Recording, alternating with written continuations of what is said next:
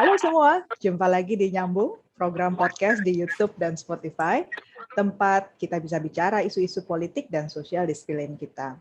Bersama saya Dina Praptora Harja dan co-host saya Nadila Amani. Oke, Bu Dina. Ada satu hal nih yang aku mau tanya sama Bu Dina.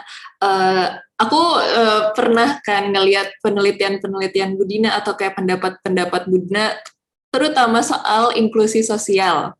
Nah, di situ aku ingat banget Bu Dina tuh pernah menyatakan bahwa inklusi sosial itu penting untuk merangkul masyarakat rentan.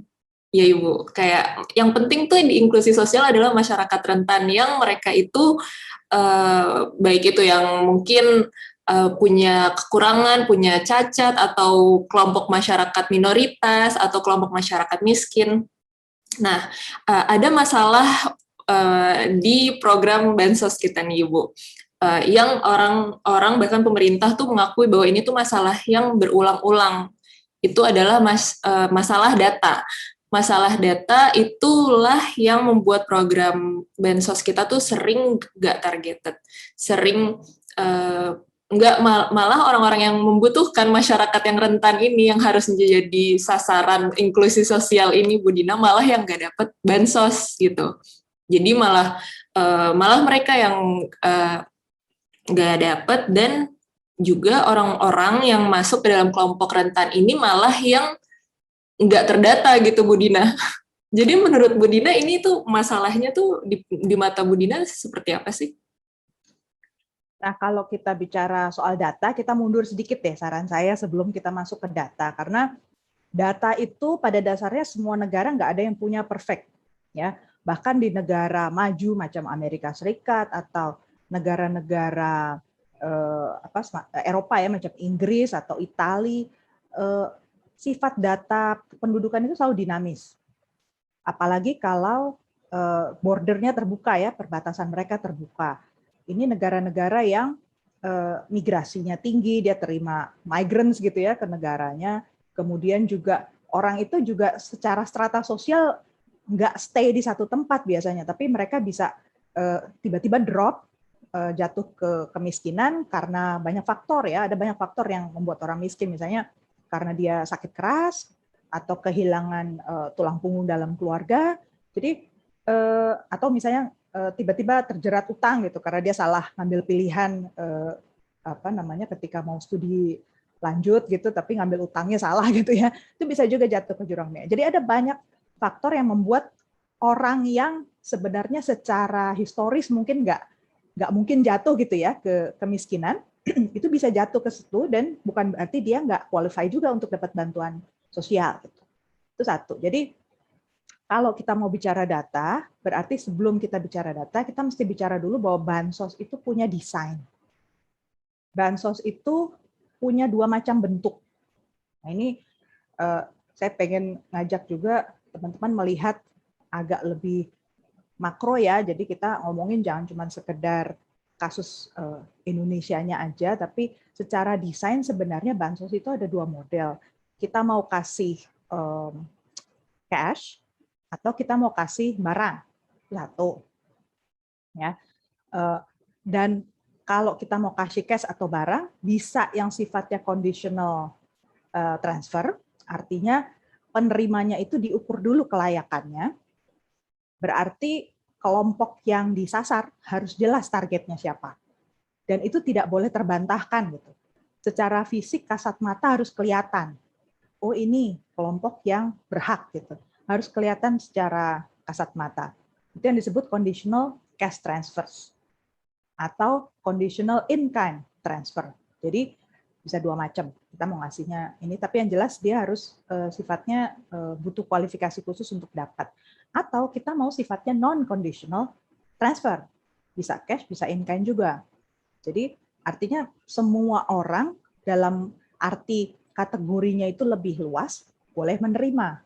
Karena misalnya situasi-situasi tertentu yang sifatnya shocking gitu ya, kayak misalnya tiba-tiba ada natural disaster, ada bencana alam atau ada kayak pandemi gitu. Tadi yang saya bilang atau wabah ya. Tiba-tiba sekelompok masyarakat di daerah tertentu jatuh miskin karena dia nggak mampu gitu. Ya udah, berarti walaupun dia punya rumah besar, dia punya motor, punya kendaraan yang biasanya menjadi ukuran orang berhak dapat bantuan sosial kan harus nggak punya itu semua kan. Nah itu juga tetap berhak gitu. Jadi itu yang disebut non-conditional cash transfer. Jadi dua model itu. Nah sekarang soal data, balik lagi ke data. Berarti kalau kita mau lebih tepat sasaran di bagian conditional transfer, datanya mesti kuat kan? Harus jelas nih siapa yang mau dikasih.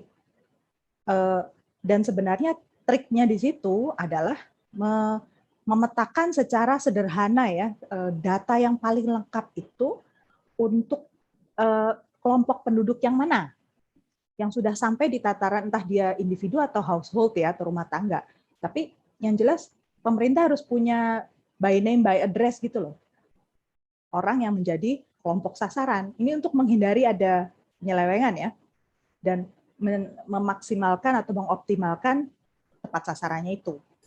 Sementara kalau datanya lemah, tetapi situasinya itu memprihatinkan betul, maka data yang lemah itu bisa diperkuat dengan sistem tadi non-conditional transfer.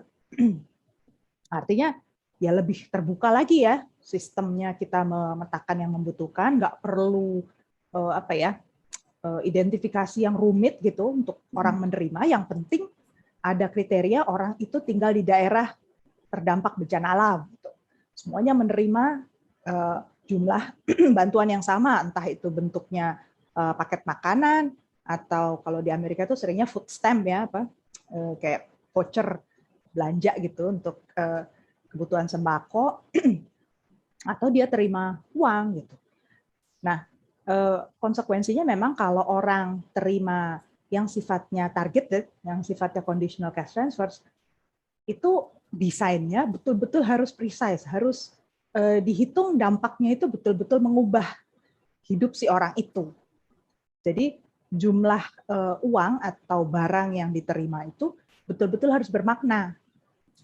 Jadi bukan sekedar angka ya minimalis gitu ya, tapi angkanya itu harus berarti betul buat orang itu keluar dari kemiskinannya. Makanya biasanya di-combine ya kalau di negara maju itu untuk program yang conditional itu dia terima bantuan mencari pekerjaan misalnya plus dia terima voucher makan misalnya gitu kan, voucher beli sembako dan dia terima juga sewaan rumah misalnya gitu, dia boleh tinggal di daerah yang didedikasikan untuk kelompok-kelompok kelas bawah. Ini kayak di Amerika ya, saya kan cukup lama di sana, biasanya sistemnya gitu. Nah, sementara kalau sistemnya tadi non-conditional transfer, berarti amount-nya atau besaran bantuannya harus lebih kecil.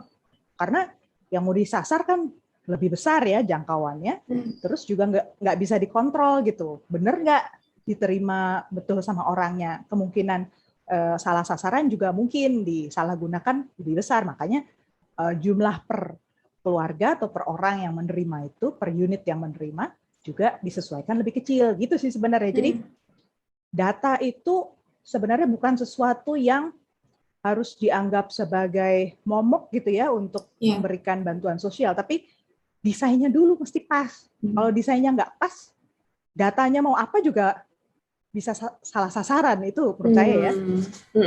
Oh, berarti bansos itu mainly tanggung jawabnya pemerintah ya, Bu Dina ya?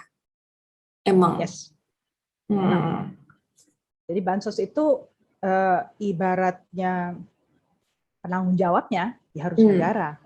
Desainnya harus dari negara, harus jelas nih akuntabilitasnya, siapa yang boleh ngeluarin duit, menghitung sumber datanya apa, besaran per orangnya apa, itu jelas instansinya. Jangan lupa like podcast ini kalau kalian menikmati diskusinya, komen apabila kalian punya pertanyaan atau pendapat, dan subscribe agar kalian tidak ketinggalan episode nyambung setiap minggunya.